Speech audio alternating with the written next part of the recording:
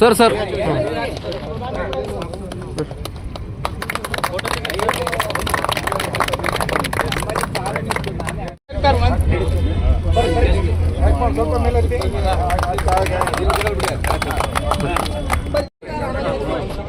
ಅಲ್ಲಿಂದ ತಗೊಳ್ಳಿ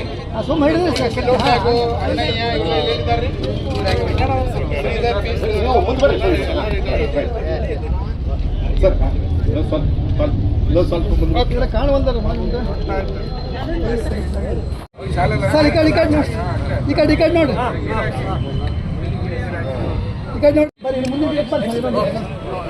ಒಂದು ನಿಮಿಷ ಸರ್ ಸರ್ ಸರ್ ನಿಂದ್ರಿ ಸರ್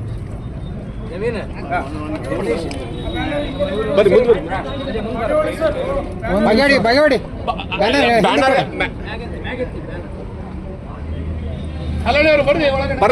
ಒಂದು ನಿಮಿಷ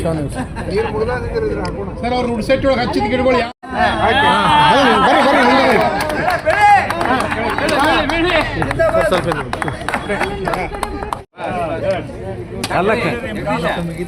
ರೈಟ್ ರೀ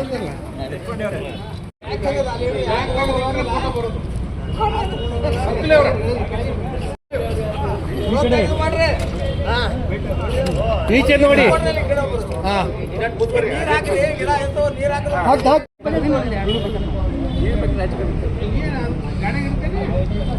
ಕಡೆ ನೋಡಿ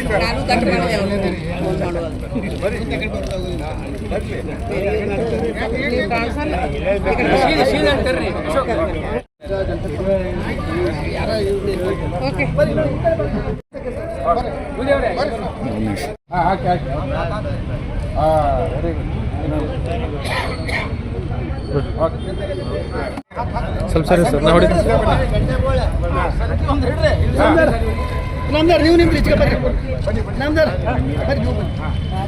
ವನಮಹೋತ್ಸವ ಕಾರ್ಯಕ್ರಮವನ್ನು ಮಾಡ್ತಾ ಇದ್ದೀವಿ.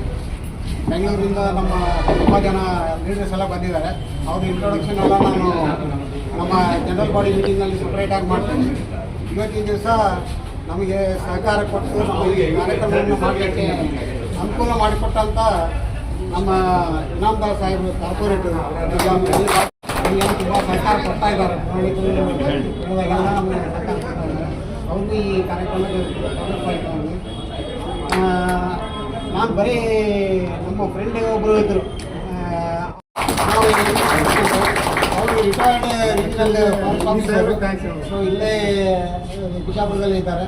ಸೊ ಈಗ ಪ್ರೆಸೆಂಟ್ ಇರುವಂಥ ಕುಸ್ನಾಳ್ ಸರ್ ಅವರು ಈಗ ಇರುವಂಥ DFO ಅವರು ಅವರೇ ಬಿಜಾಪುರದಲ್ಲಿ. ಸೊ ಅವರಿಗೆ ನಾನು ಆ್ಯಕ್ಚುಲಿ ನಮ್ಮ VR ಕುಲಕರ್ಣಿ ಅವರು ಬೇರೆ ಡಿಪಾರ್ಟ್ಮೆಂಟಿಗೆ ಫಾರೆಸ್ಟ್ ಡಿಪಾರ್ಟ್ಮೆಂಟಿಗೆ ಹೋಗಿ ಎಲ್ಲ ಕೇಳಿದರು. ಸೊ ಅಲ್ಲೆಲ್ಲ ಯಾವುದೂ ಹಳ್ಳಿಗಳಿಲ್ಲ, ಏನೂ ಇಲ್ಲ ಅಂತ ಹೇಳಿದಾಗ ಇವ್ರು ಹೇಳಿದ್ರು ನಮ್ಮದು ಅಲ್ಲಿದೆ ಹಡಗಲೆಯಲ್ಲಿ. ಸೊ ಅಲ್ಲೆಲ್ಲ ಮಾಡ್ತಾ ಇದ್ದೀವಿ ಅಂತಂದಾಗ ಅದನ್ನೆಲ್ಲ ನಮ್ಮದೇ ಜವಾಬ್ದಾರಿ ನಾವು ಹೋಗ್ತಾ ಇರೋದು. ಮತ್ತು ಯಾವುದೇ ಅಪೇಕ್ಷೆ ಇಲ್ಲದೆ ಫುಲ್ಲಾಗಿ ನಮ್ಮ 30 ರನ್ನ ಫ್ರೀಯಾಗಿ ಕೊಟ್ಟಿದ್ದಾರೆ. ಅವರಿಗೆ ನಾನು ತುಂಬ ಧನ್ಯವಾದಗಳನ್ನ.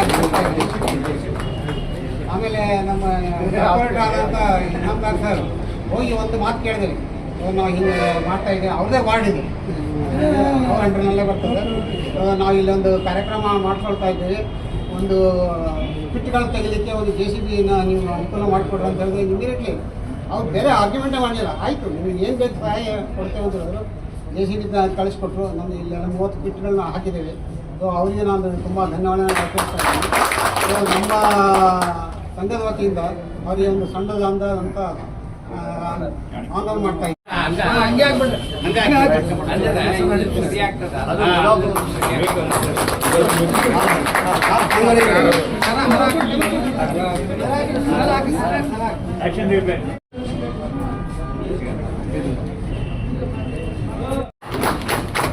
Thank you sir. Thank you very much.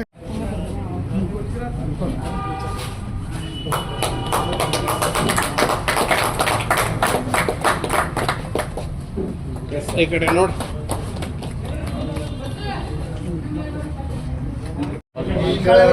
ಭಾಳ ಖುಷಿ ಆಯ್ತು ಸರ್. ಇದು ಎಲ್ಲ ರಿಟೈರ್ಮೆಂಟ್ ಪರ್ಸನ್ ಏನು ಕೆಲಸ ಮಾಡಿರಲಿಲ್ಲ. ಇದು ನಾವು ಕಾರ್ಪೊರೇಟರ್ ಇಲ್ಲಿ ಒಂದು ಜನರಲ್ ಪರ್ಸನ್ ಇಲ್ಲಿ ಕೆಲಸ ಯಾರು ಮಾಡಂಗಿಲ್ಲ ಸರ್. ಈ ಕೆಲಸ ಏನು ಮಾಡಿರಲ್ಲ ನೀವು ಇಲ್ಲಿ ಜಗತ್ತೊಳಗೆ ಏನು ಗಿಡ ಕಟ್ಸಿರಲ್ರಿ ಸರ್, ಮ್ಯಾಗ ನಿಮ್ಗೆ ಒಂದು ಗಿಡ ಕೊಡ್ದಂತೆ ಅವ್ರ 100%. ಈಗ ನಮ್ಮದೇ ಒಂದು ವಿಷಯ ಹೇಳ್ತೀನಿ ಸರ್, ಲಾಸ್ಟ್ ಇಯರ್ ನಮ್ಮ ಕಾರ್ಪೊರೇಷನ್ದವ್ರ ಬರೀ ಹೆಸರಿಗೆ ನನಗೆ ತಗೊಂಡು 4 ಗಿಡ ಕೊಡ್ಸಾರ ಗಂಜಬಲ್ಲೆ ಅಲ್ಲೇ, ಬರೀ ಫೋಟೋ ತಗೊಂಡು ಕಳ್ಸಿಂದ ಹೋಗ್ಬಿಟ್ಟಾರ. ಅದು ಪೇಪರ್ ಒಳಗೆ 40 ಆಗ್ಯಾವ, 400 ಆಗ್ಯಾವ, ಇನ್ನ ತನ ಮಾಹಿತಿ ಹಾಕೊಳಗೆ ನಾ ಕೇಳಿ ನೋಡ್ದೆ 4 ತಿಂಗಳಾದ. ಹೋದ ವರ್ಷ ಎಷ್ಟು ನೀವು ಖರ್ಚು ಮಾಡಿ ಎಷ್ಟು ಗಿಡ ಖುಷಿದ್ರು ಅಂತ ಡೀಟೇಲ್ ಕೊಡ್ರಿ, ಇನ್ನ ತನ ಉತ್ತರ ನಾವು ಬರೇ ಪೇಪರ್ ಒಳಗೆ ವರ್ಕ್ ಮಾಡ್ದಂದ್ರೆ ಜಗತ್ತೊಳಗೆ ಯಾವಾಗ ಆಗ್ಬೇಕು? ನಾವು ಮನಸ್ಸಿನಿಂದ ಒಂದು 50% ಮಾಡ್ದಂದ್ರೆ 25% ಉಳಿತಿದ್ರಿ. ಇವ್ರು 25% ಒಳಗೆ ಡಿವೈಡ್ ಆಗ್ಲಾಕತ್ತೈತಿ, ಮತ್ತೆ ಇಲ್ಲೇ ನೋಡಿಬೇಕು ಸರ್, ಎಲ್ಲ ಜೀರೋನೇ ಬರ್ಲಾಕತ್ತೈತಿ. ಈಗ ಮತ್ತೊಂದು ಸರ ಈಗ ನಾ ಇದು ನಿಮ್ಮ ನೋಡಿಕೇಶನ್ ಭಾಳ ಖುಷಿ ಆದ ಸರ್. ನನಗೆ ಸ್ವಲ್ಪ ಕನ್ನಡ ಅಷ್ಟು ಒಂದು ಗಿಡ ರಪ್ಪ ಅದು ಎಲ್ಲರೂ ಕುಡಿಸ್ರಿ ನೀವು. ಇನ್ನು ಅದ್ರ ಮ್ಯಾಗ ಒಂದು ಬೋರ್ಡ್ ಹಾಕ್ರಿ, ನೀವು ಹಚ್ಚುತನ ಒಂದೊಂದು ಚರ್ಗಿ ನೀರು ಹಾಕ್ರಿ, 1 ತಿಂಗಳು 2 ತಿಂಗಳು. ಇಲ್ಲ ನೀವು ಎಲ್ಲರೂ ಮನಸ್ಸಿನಾಗ ಒಂದೊಂದು ನಮ್ಮ ಹಾನಿ ಮಾಡ್ಕೊಂಡು ಕೇಶನ್ ಒಂದು ಹಾಕ್ತಂದ್ರೆ ನೀವು ಸಪೋಸ್ ಒಂದು ಇದು ವಿಚಾರ ಮಾಡಿ ನೋಡ್ರಿ ಮೇಡಮ್, ಒಂದು ಬಿಜಾಪುರ ಸಿಟಿ ಒಳಗೆ 5 ಲಕ್ಷ ಗಿಡ ಆತಂದ್ರೆ ಏನು ನಮ್ದು ಇಲ್ಲೇ ಸಿಟಿ ಆಗ್ತೈತಿ. ಅವ ಪ್ರೈಮ್ ಮಿನಿಸ್ಟರ್ ಹೇಳೋದು ಬೇಡ, CM ಹೇಳೋದು ಬೇಡ, PM ಹೇಳೋದು ಬೇಡ, ಯಾರು ಹೇಳೋದು ಬೇಡ್ರಿ, ತಾನೇ ಗ್ರೀನ್ ಸಿಟಿ ಒಂದು ಸ್ಮಾರ್ಟ್ ಸಿಟಿ ತಾನೇ ಆಗಿಬಿಡ್ತೈತಿ. ನಾವು ಯಾವ ಇಂಟರ್ ಮ್ಯಾಗನು ಭರವಸೆ ಮಾಡೋದು ಬೇಡ್ರಿ, ಯಾವ ಗೌರ್ಮೆಂಟ್ ಮ್ಯಾಗ ಭರವಸೆ ಮಾಡೋದು ಬೇಡ. ಬರೀ ನಮ್ದು ಕೆಲಸ ಏನ್ರಿ, ನೀವು ಮುಂಜಾನೆ ಒಂದು ಗಿಡ ಏನು ಹಚ್ಚಿರಲ್ರಿ, ಅದಕ್ಕೆ ಒಂದು ಚರ್ಚೆ ನೀರು ಹಾಕಿ, ನಿಮ್ಮ ಮನೆ ಮುಂದೆ ಆಗಲಿ, ನೀವು ವಾರ್ಡ್ ಒಳಗಾಗಲಿ ಇಡೋದು ನಮ್ಮೆಲ್ಲರ ಕರ್ತವ್ಯ. ವಿಶೇಷವಾಗಿ ನಾವು ಇವೊಂದು ಕ್ಯಾಂಪೇನ್ ಮಾಡಿದ್ದೀವಿ, plastic free Bijapur, plastic free monuments, gutka plastic and everything free schools ಅಂತ 120 ಶಾಲೆಗಳಿಗೆ ನಾವು ರೋಟರಿ ವತಿಯಿಂದ ತೆಗೆದುಕೊಂಡು 120 ಶಾಲೆಗಳು ಗುಟ್ಕಾ ಫ್ರೀ ಅಂತ ಮಾಡಿ. ಕಾರ್ಯಕ್ರಮಕ್ಕೆ ಇಂಡಿಯಾ ಬ್ಯಾಂಕ್ ಅಸೋಸಿಯೇಷನ್ ಸೇರಿದ್ದೀನಿ. ಅದ್ರ ಜೊತೆ ಇದೊಂದು ವನಮಹೋತ್ಸವ ಕಾರ್ಯಕ್ರಮ ಕೂಡ ಮಾಡ್ತಾ ಇದ್ದೀವಿ. ಈ ವನಮಹೋತ್ಸವ ಕಾರ್ಯಕ್ರಮ ಬಗ್ಗೆ ನಾನು ಸಂಕ್ಷಿಪ್ತ ನಾವು ತಮ್ಮನ್ನೆಲ್ಲ ಅಸೋಸಿಯೇಷನ್ ಮೀಟಿಂಗ್ಸ್ ಬಂದು ಸೇರಿದ್ದೀವಿ. ಬಟ್ ಅದಾಗಿ ನಾನು ಎರಡು ಮಾತು ಹೇಳೋಕ್ಕೆ ಇಷ್ಟಪಡ್ತೀನಿ. 1950 KM ಮುನ್ಸಿ ಅಂತೇಳಿ ಕೃಷಿ ಮತ್ತು ಆಹಾರ ಮಿನಿಸ್ಟ್ರಿ ಗೌರ್ಮೆಂಟ್ ಆಫ್ ಇಂಡಿಯಾ ಅವರು ಇದನ್ನು ವನಮಹೋತ್ಸವದ ಕಾನ್ಸೆಪ್ಟ್ ಇದನ್ನು ಮಾಡಿದ್ರು. ಯಾಕೆ ಆ ಟೈಮ್ನಾಗೆ ಎಷ್ಟು ಇವತ್ತಂದ್ರೆ 75-76 ವರ್ಷ ಆಯಿತು. ಉದ್ದೇಶ ಇಷ್ಟೇ, ಪ್ರತಿ ವರ್ಷ ಎಲ್ಲರಿಗೆ ಅವೇರ್ನೆಸ್ ಬರಲಿ ಈಗ ಗ್ರೀನರಿ ಬಗ್ಗೆ. ಈಗ ಕಾರ್ಪೊರೇಟರ್ ಹೇಳಿದರು, ನನಗೆ ಭಾಳ ಖುಷಿ ಆಯಿತು.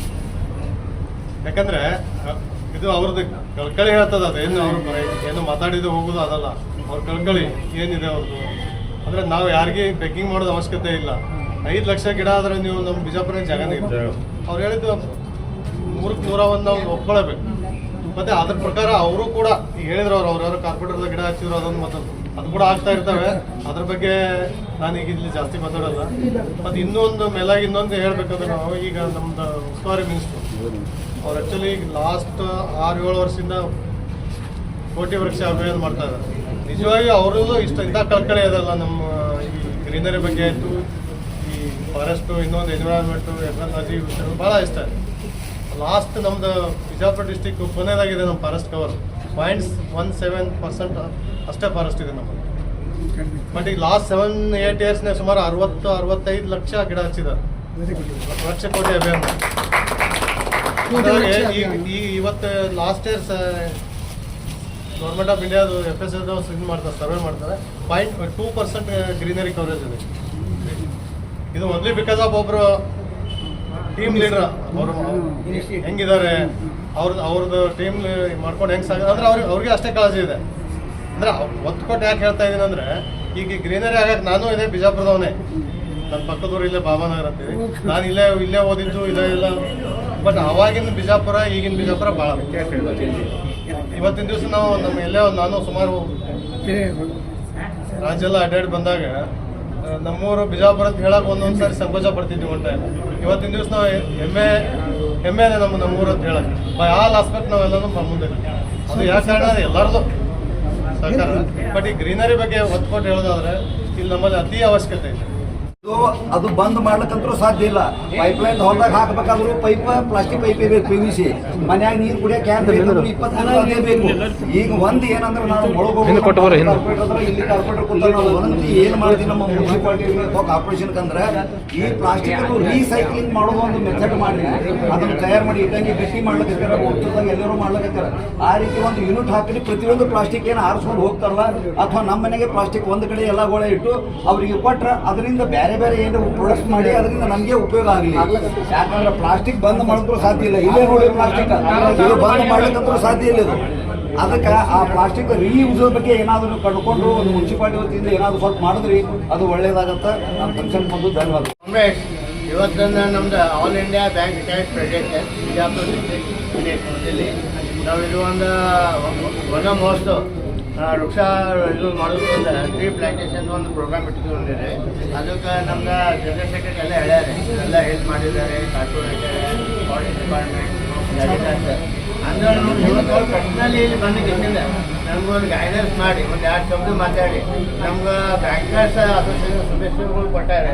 ಅಂದರೆ ಅವ್ರು ಟೈಮ್ ತೆಗೆದಕ್ಕಿಂತ ಟೈಮ್ ಒಳಗೆ ಇಲ್ಲಿ ಅಟೆಂಡ್ ಆಗಿ ನಮ್ಮ ಇದೊಂದು ಫಂಕ್ಷನ್ನ ಸದಸ್ಯರುಗಳು ಕೊಟ್ಟಾರೆ. ಅದ್ರ ಸಂಬಂಧ ಎಲ್ಲ ಕಾರ್ಪೊರೇಟ್ ನಮ್ಗೆ ನಮ್ಮ ಫಾರೆಸ್ಟ್ ಡಿಪಾರ್ಟ್ಮೆಂಟ್ ಜವಾನ್ ಮತ್ತು ಪ್ರವೀಣ್ ಜಾಗೀರ್ದಾರ್ ಎಲ್ಲ ಇದೆ. ನಮ್ಮ ಅಸೋಸಿಯೇಷನ್ ವತಿಯಲ್ಲಿ ನಾವು ತುಂಬ ಆಭಾರ ವ್ಯಕ್ತ ಮಾಡ್ತೀವಿ. Thank you.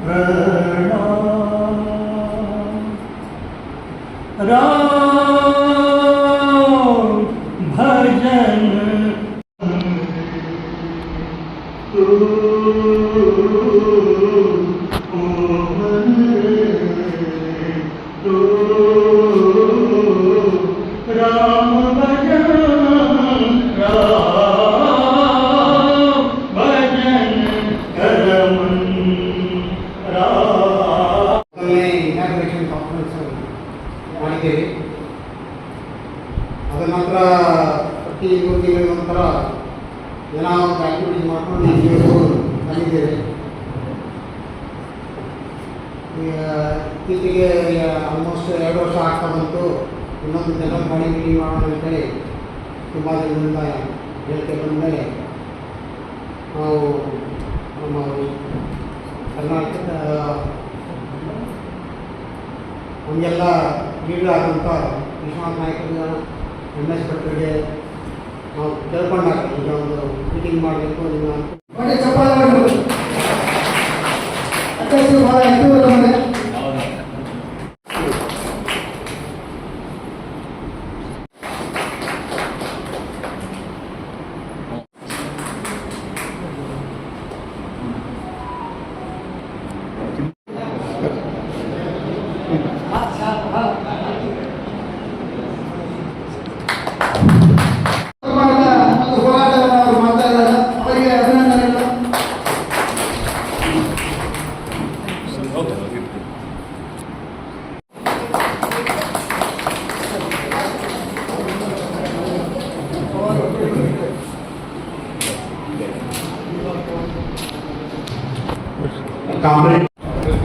ಧನ್ಯವಾದಗಳು. ಭಾಳ ಕೆಲಸ ಮಾಡಿ ಹಿಂಗೆ ಮಾಡ್ತಾ ಇದ್ವಿ.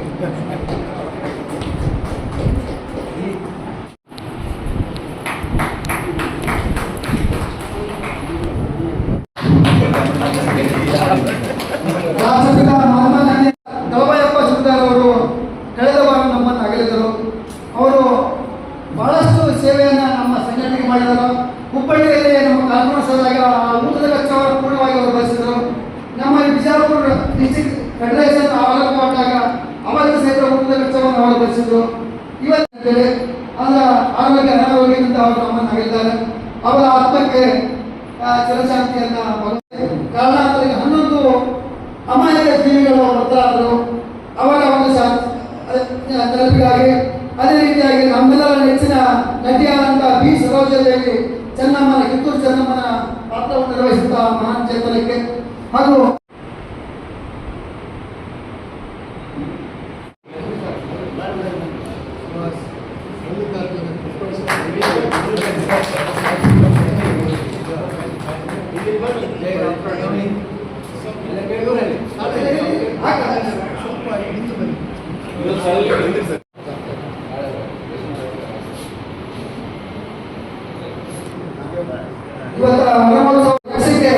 ಸಸಿಗೆ ನೀಡುವ ಮೂಲಕ ಈ ಸಂಘಟನೆ ಇನ್ನೂ ಹಸಿರಾಗಿವೆ. ನಮಗೆ ಸಮಯದ ಅರಿವಾಗುತ್ತದೆ. ಟೈಮ್ ನೀವು ನೋಡ್ಕೊಳ್ಳಿ, ಆದ ಕೂಡಲೇ ಹೇಳಿ, ಯಾಕೆ ತುಂಬ ಕೆಲಸ ಇದೆ. ಇವತ್ತಿನ ಸಭಾಧ್ಯಕ್ಷರಾಗಿರುವ VM ಕಾರ್ಯ ಅವರೇ, ಇಲ್ಲಿನ ಪ್ರಧಾನ ಕಾರ್ಯದರ್ಶಿಯವರು, ನನ್ನ ಸ್ನೇಹಿತರು, ಉತ್ಸಾಹದಿಂದ ಓಡಾಡಿ ಕೆಲಸ ಮಾಡ್ತಿರುವ ಅಶೋಕ್ ಉಪಾಧ್ಯಾಯರೇ, ಈ ಸಂಘಟನಾ ಕಾರ್ಯದರ್ಶಿ ಆಗಿರುವ ಹಾಲಲ್ಲಿ ಅವರೇ, ಖಜಾಂಚಿ ನನ್ನ ಆತ್ಮೀಯ ಪ್ರಮೋದ್ ಪುರಾಣಿಕ್ ಅವರೇ, ಬೆಂಗಳೂರಿನಿಂದ ಕಾರ್ಯಕರ್ತರಾಗಿರುವ ನಮ್ಮ ಜಾಯಿಂಟ್ ಜನರಲ್ ಸೆಕ್ರೆಟರಿ ಆಗಿರುವ ಹಾಗೂ ಸಿಂಡಿಕೇಟ್ ಬ್ಯಾಂಕಿನ ಅಖಿಲ ಭಾರತ ಮಟ್ಟದಲ್ಲಿ ಅವರ ಫೆಡರೇಷನ್ನ ಪ್ರಧಾನ ಕಾರ್ಯದರ್ಶಿ ಆಗಿರುವ MS ಭಟ್ ಅವರೇ, ಹಾಗೆ ಸಿಂಡಿಕೇಟ್ ಬ್ಯಾಂಕಿನ ಡೆಪ್ಯೂಟಿ ಜನರಲ್ ಸೆಕ್ರೆಟರಿ ಹಾಗೂ ನಮ್ಮ ಸ್ಟೇಟ್ ಕಮಿಟಿಯಲ್ಲಿ ಕೂಡ ಡೆಪ್ಯೂಟಿ ಜನರಲ್ ಸೆಕ್ರೆಟರಿ ಆಗಿರುವ ನಮ್ಮ ನೆರಮನೆಯಲ್ಲಿರುವ ನಮ್ಮ ಆಫೀಸ್ ತಾಗಿರುವ ರೂಪದಲ್ಲಿರುವ ಅಜಯ್ ಕುಮಾರ್ ಅವರೇ, ಪ್ರಥಮ ಬಾರಿಗೆ ಬ್ಯಾಂಕ್ ಆಫ್ ಮಹಾರಾಷ್ಟ್ರದ ಅಖಿಲ ಭಾರತ ಮಟ್ಟದಲ್ಲಿ ಕರ್ನಾಟಕದಿಂದ ಅಧ್ಯಕ್ಷರಾಗಿ ಅವಿರೋಧವಾಗಿ ಆಯ್ಕೆ ಆಗಿರುವ ಸುಹಾಸ್ ದೇಶಪಾಂಡೆ ಅವರೇ, ನಮ್ಮ ಕೆನರಾ ಬ್ಯಾಂಕಿನ ಲವಲವಿಕೆಯ ಕಾರ್ಯಕರ್ತ, all India Canara bank retirees ಫೆಡರೇಷನ್ನ ಆರ್ಗನೈಸಿಂಗ್ ಸೆಕ್ರೆಟರಿ ಹಾಗೂ ಸ್ಟೇಟ್ ಕಮಿಟಿಯ ಟ್ರೆಜರರ್ AIBRFನ CC ಮೆಂಬರ್ ಆಗಿರುವ ನವೀನ್ ಕುಮಾರ್ ಅವರೇ, ನನ್ನ ಆತ್ಮೀಯ ಮಿತ್ರ, ಕೆನರಾ ಬ್ಯಾಂಕಲ್ಲಿ ಏನು ಕೆಲಸ ಹೇಳಿದ ತಕ್ಷಣ ಮಾಡಿಕೊಡೋರು ಕಾಮ್ರೇಡ್ ಜಯರಾಮ್ ಅವರು AIBRF CC ಮೆಂಬರ್ ಕೂಡ, ಸ್ಟೇಟ್ ಕಮಿಟಿಯ ಆರ್ಗನೈಸಿಂಗ್ ಸೆಕ್ರೆಟರಿ, ಸಕ್ರಿಯ ಕಾರ್ಯಕರ್ತರು, ನಮಗೆಲ್ಲರಿಗೂ ನಮ್ಮೊಟ್ಟಿಗೆ ನಿಂತು ಕೆಲಸ ಮಾಡೋರು. ನಿಮ್ಮ ನವೀನಲ್ಲೇ ನಿಮ್ಮೊಟ್ಟಿಗೆ ಇರುವ ಆಲ್ ಇಂಡಿಯಾ ಗ್ರಾಮೀಣ ಬ್ಯಾಂಕ್ ಅಸೋಸಿಯೇಷನ್ನ ಪ್ರಧಾನ ಕಾರ್ಯದರ್ಶಿಯಾದ CG ಗಾಂಧಿ ಅವರೇ, ನನ್ನ ಸ್ನೇಹಿತ, ನನ್ನ ಆತ್ಮೀಯ, ನಮ್ಮ ವಿಜಯ ಬ್ಯಾಂಕಿನ ಆರ್ಗನೈಸಿಂಗ್ ಸೆಕ್ರೆಟರಿ ಮತ್ತು ನಮ್ಮ ಸ್ಟೇಟ್ ಕಮಿಟಿಯ ಸೆಕ್ರೆಟರಿ ಆಗಿರುವಂಥ ಕಾಮ್ರೇಡ್ ಮಲ್ಲಿಕಾರ್ಜುನ್ ಮಡಿಯವರೇ, ಮತ್ತು ಇಲ್ಲಿ ನಡೆದಿರುವ ನೀವೆಲ್ಲ ಸಮಸ್ತ ಸಕ್ರಿಯ ಕಾರ್ಯಕರ್ತರು, ಪ್ರಪ್ರಥಮವಾಗಿ ಈ ನಿಮ್ಮ ಈ ಒಂದು ಸಭೆಯನ್ನು ಉದ್ಘಾಟಿಸಲಿಕ್ಕೆ ನನಗೆ ಭಾಳ ಸಂತೋಷ ಆಗ್ತಿದೆ. ಆ ಸಭೆಯನ್ನು ನಾವೊಂದು ಗಿಡಕ್ಕೆ ನೀರೆರೆಯುವ ಮೂಲಕ ಮಾಡಿದ್ದೇವೆ. ಇದಕ್ಕಾಗಿ ನಿಮಗೆಲ್ಲರಿಗೂ ನನ್ನ ಕೃತಜ್ಞತೆ ಸಲ್ಲಿಸುತ್ತೇನೆ. ವಿಜಯಪುರದ ಬ್ಯಾಂಕ್ ನಿವೃತ್ತರ ಜಿಲ್ಲಾ ಮಟ್ಟದ ಸಂಸ್ಥೆ ಮೆಂಬರ್ಸ್ ಸಂಖ್ಯೆಯನ್ನು ನೋಡಿದರೆ ಬಹಳ ದೊಡ್ಡದಲ್ಲ. ವಿಜಯಪುರ ಬಹಳ ನಮ್ಮ ಉತ್ತರ ಕರ್ನಾಟಕದಲ್ಲಿ, ಹೈದರಾಬಾದ್ ಕರ್ನಾಟಕದಲ್ಲಿ ಬರ್ತದಲ್ಲ ಇದು ಇಲ್ಲ.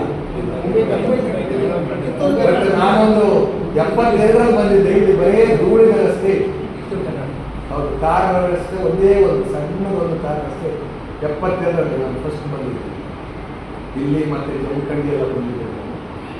ಇವತ್ತು ಬಹಳ ಬೆಳವಣಿಗೆ ಆಗಿದೆ. ಇಲ್ಲಿ ನಿಮಗೆಲ್ಲರಿಗೂ ಶುಭಾಶಯಗಳನ್ನು ಸಲ್ಲಿಸ್ತೇನೆ. ನಮ್ಮ ತಂಡಕ್ಕೆ ಈ ವಿಜಯಪುರದಲ್ಲಿರುವ ನಮ್ಮ ಒಂದು ಮಧ್ಯಮ ಗಾತ್ರದ ಜಿಲ್ಲಾ ಸಂಘಟನೆ, ಬಹಳ ದೊಡ್ಡದಲ್ಲ, ಅತಿ ಸಣ್ಣದು, ಮಧ್ಯಮ ಗಾತ್ರ.